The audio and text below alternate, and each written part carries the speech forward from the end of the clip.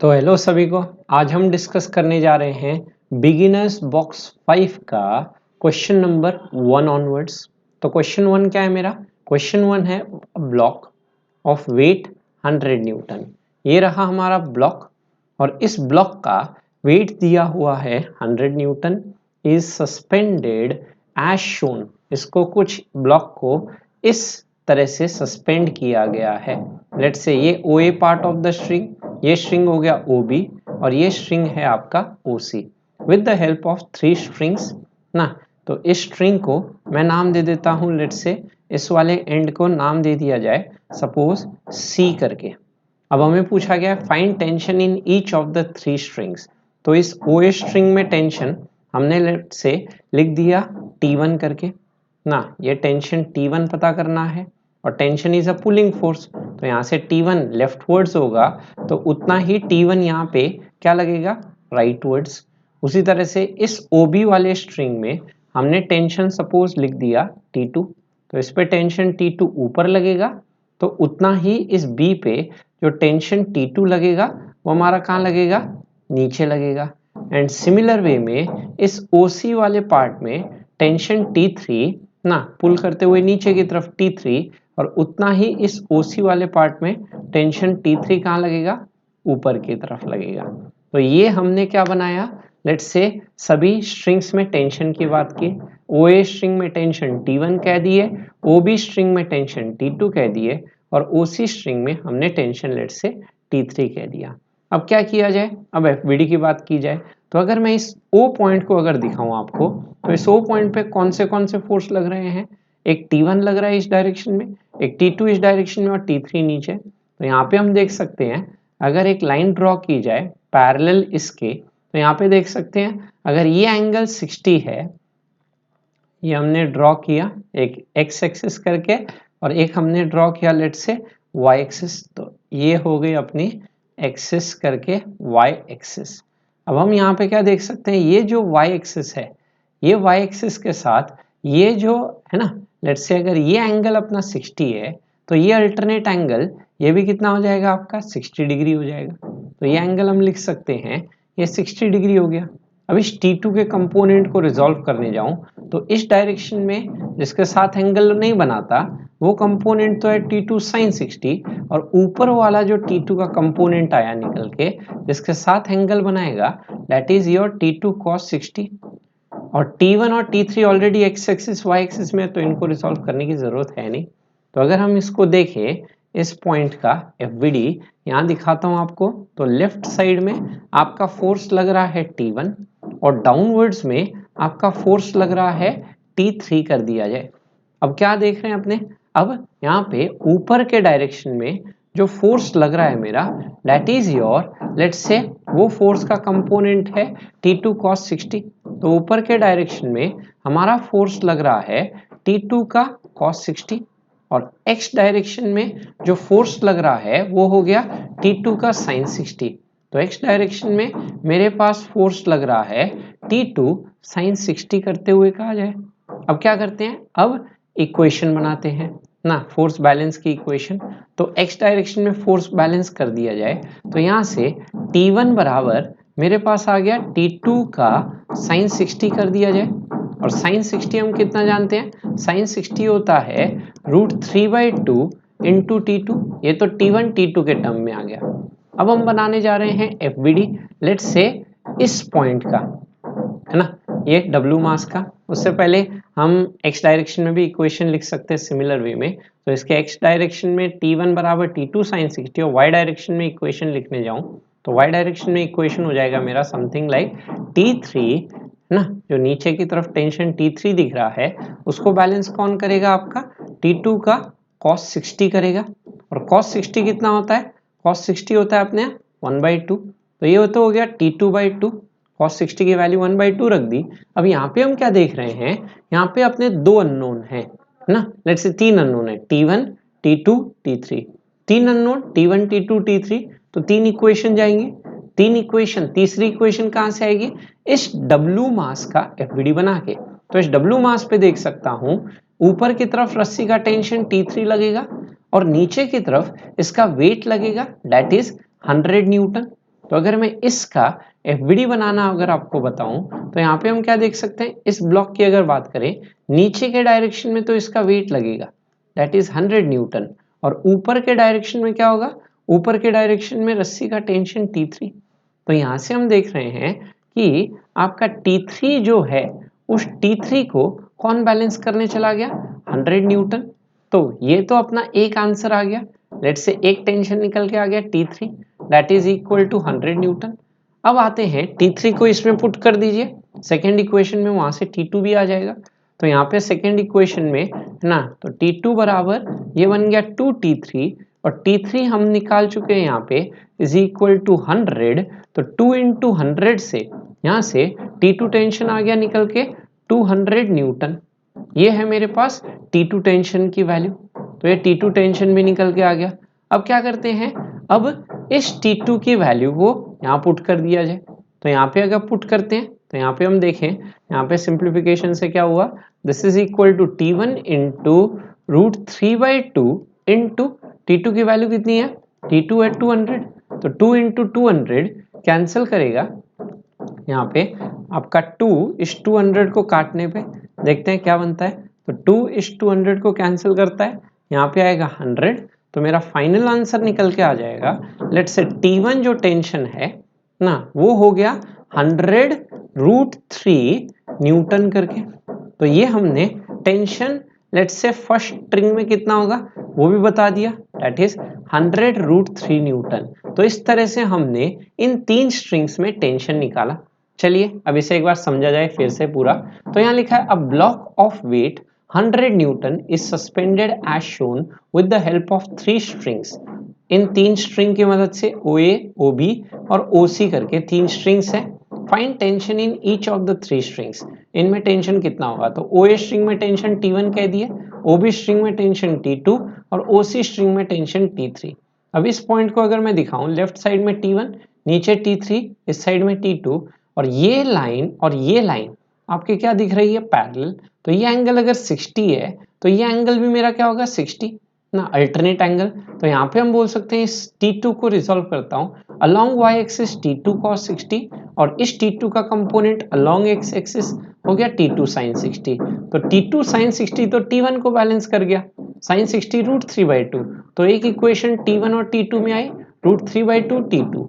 उसी तरह से बात करते हैं इस C ब्लॉक की, तो नीचे क्या लगेगा इस पे ना 100 और ऊपर T3, तो नीचे 100 ऊपर T3, तो T3 आया 100 और उसी तरह से इस पे y डायरेक्शन बैलेंस कर दो, तो नीचे की तरफ T3 बैलेंस करेगा ऊपर के T2 cos 60 को। तो यहाँ से आपका cos 60 1/2 और यहाँ से T2 आया 2T3 और T3 हमने निकाला हुआ है 100, तो 2 इंटू 100 यहाँ से T2 हो गया 200 न्यूटन और इस T3 को यहाँ रख दिया जाए, ये जो T2 हमने निकाला 200 इसको यहाँ रख दिया जाए, तो वहां से मेरा T1 भी आ गया 100√3 न्यूटन करके। तो ये था मेरा बिगिनर्स बॉक्स 5 का क्वेश्चन नंबर 1। समझ आ गया सबको। तो अब हम डिस्कस करने जा रहे हैं बिगिनर्स बॉक्स 5 का क्वेश्चन नंबर 2। क्वेश्चन 2 क्या है, determine acceleration of the masses with respect to the lift and tension in the string if the whole system is moving vertically upwards with uniform acceleration a0। यहाँ पे m1 जो है वो m2 से बढ़ा दिया हुआ है। तो यहाँ दिखा रखा है ये लेफ्ट से लिफ्ट है और ये पूरा लिफ्ट फ्रेम ऊपर एक्सेलरेट कर रहा है a0 से। मुझसे क्या पूछा गया है, मुझसे पूछा गया है इस m1 और m2 मास का एक्सेलरेशन की बात करनी है। तो क्या करते हैं, यहाँ पे FBD अगर मैं दिखाऊं आपको इस पूरे सेटअप का, क्योंकि फ्रेम ऊपर एक्सेलरेट कर रहा है नॉन इनर्शियल फ्रेम, तो इस पे सूडो फोर्स कहाँ लगाना है, नीचे, दैट इज इस पे सूडो फोर्स नीचे लगेगा m2 a0 और उसी तरह से इस पे भी जो सूडो फोर्स लगेगा वो नीचे की तरफ हो गया मेरा m1 a0। अब ग्रेविटी के कारण इस पे वेट m2g नीचे और उसी तरह से इस पे वेट क्या कहा जा सकता है m1g इस पे भी नीचे की तरफ लगेगा। तो यहाँ पे आप देख सकते हो इस पे भी वेट m1g नीचे। उसके बाद हम दिखा सकते हैं यहाँ पे रस्सी के द्वारा इस पे जो टेंशन T लगेगा, क्योंकि मासलेस स्ट्रिंग है आइडियल स्ट्रिंग, तो दोनों स्ट्रिंग में टेंशन T सेम लगेगा। अब क्वेश्चन में गिवन था मुझे कि m1 m2 से बड़ा है, जिसके वजह से m1 जो है वो नीचे की तरफ एक्सीलरेशन मान लिए जो हम पता करना चाहते हैं। लेट्स से a और m2 उतने ही एक्सीलरेशन से क्या कहा जा सकता है, ऊपर मूव करेगा कंस्ट्रेंट मोशन होने की वजह से। अब एक्सीलरेट m1 नीचे करेगा तो इस m1 पे सूडो फोर्स ऊपर लगाते हुए दैट इज m1a, और उसी तरह से m2 मास ऊपर एक्सीलरेट करेगा तो इस पे सूडो फोर्स नीचे लगाते हुए that is m2 into a। अब इक्वेशन लिख दो m2 के लिए।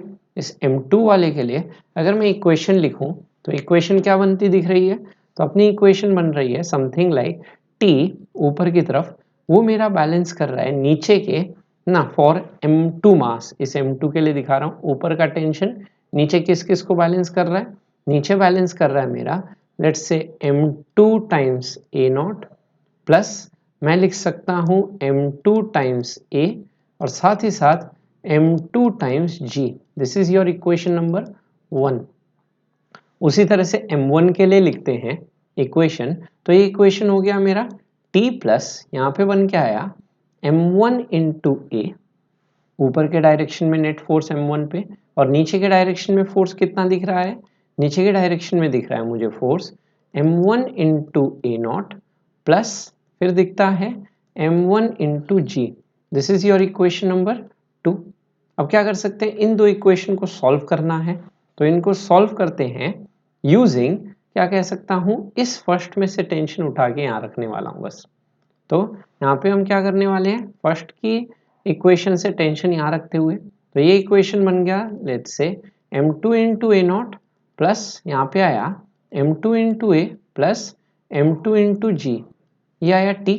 अब प्लस यहाँ पे m1 इंटू ए लिख दो और राइट साइड में क्या दिख रहा है, राइट साइड में दिख रहा है m1 into a not plus यहाँ पे दिख रहा है मुझे m1 इंटू जी।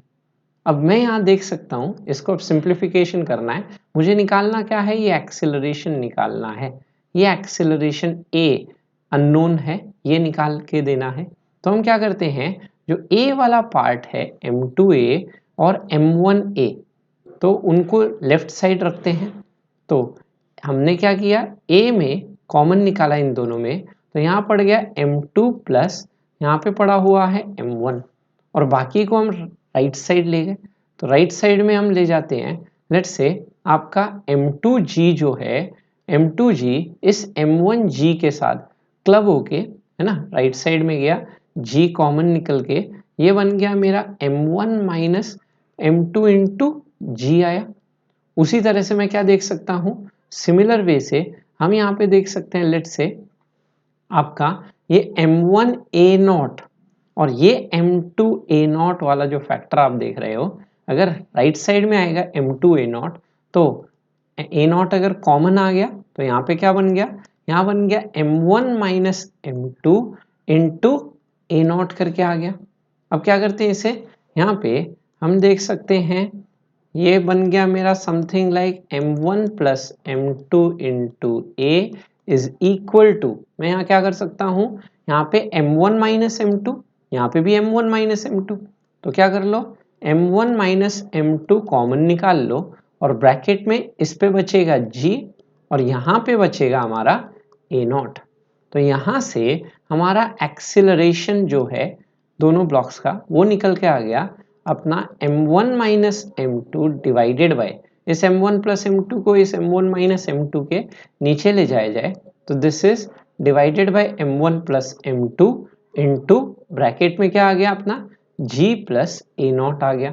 तो ये तो रहा एक्सीलरेशन जो मुझसे पूछा गया था, यहाँ पे एक्सीलरेशन बताइए कितना होगा इन दोनों ब्लॉक्स का। तो कॉन्स्ट्रेंट के कारण दोनों का एक्सीलरेशन क्या कहा जा सकता है, सेम रहेगा जो हमने कैलकुलेशन से दिखाया। अब ये जो एक्सीलरेशन आया है इस एक्सीलरेशन को किसी भी एक इक्वेशन में पुट कर दिया जाए, वहां से अपना क्या निकल के आ जाएगा, वो टेंशन आ जाएगा। तो चलिए अब मैं क्या करने वाला हूँ, इस एक्सीलरेशन को इक्वेशन नंबर 1 में रख देता हूँ। तो ये क्या बन गया, ये बन गया मेरा m2 into a not plus m2 into g plus m2 into a की जगह ये पूरा चीज लिखने जा रहा हूँ। तो a की जगह मैं यहाँ पे ये जो m2 इंटू ए था इस a की जगह पूरा फैक्टर लिखने वाला हूँ that is m1 minus m2 divided bye, denominator में आ गया मेरे पास m1 plus m2 into g plus क्या लिख दिया जाए ए नॉट।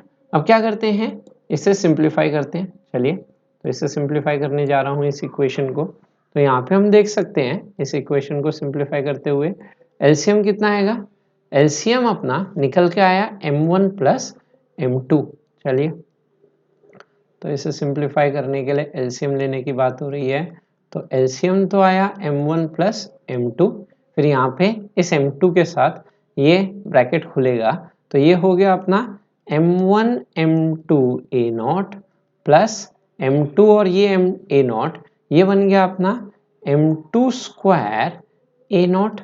वैसे ही इस g के साथ आते हैं, तो ये बन गया m1 m2 g प्लस यहाँ पे आया m2 स्क्वायर का g, फिर ये m2 के साथ ये खुलेगा, तो ये हो गया अपना m2 m1 इंटू जी, है ना, that is m1 m2 into जी, फिर ये m1 m2 a नॉट के साथ आया, तो m1 m2 इंटू क्या लिख दिया जाए a नॉट, और फिर ये माइनस के साथ जाएगा मेरा ना, तो यहाँ पे अपने पास बन गया m1 m2 g के साथ, फिर m1 m2 a नॉट के साथ, उसी तरह से m2 स्क्वायर g के साथ हो जाएगा, तो माइनस m2 स्क्वायर g, फिर m2 स्क्वायर a नॉट के साथ जाके ये हो गया m2 square into a not. अब क्या करने वाला हूँ, अब कैंसिल करना स्टार्ट करते हैं, कौन किसको काटता है। चलिए स्टार्ट करते हैं। तो यहाँ पे हम देख सकते हैं, यहाँ पे हमारा m2 स्क्वायर g से ये m2 स्क्वायर g कैंसिल हो गया। उसी तरह से हम क्या कर सकते हैं, उसी तरह से और कोई कैंसिल होता हुआ टर्म दिख रहा है m2 स्क्वायर a नॉट से, इस m2 स्क्वायर a नॉट से ये m2 स्क्वायर a नॉट काटने चला गया।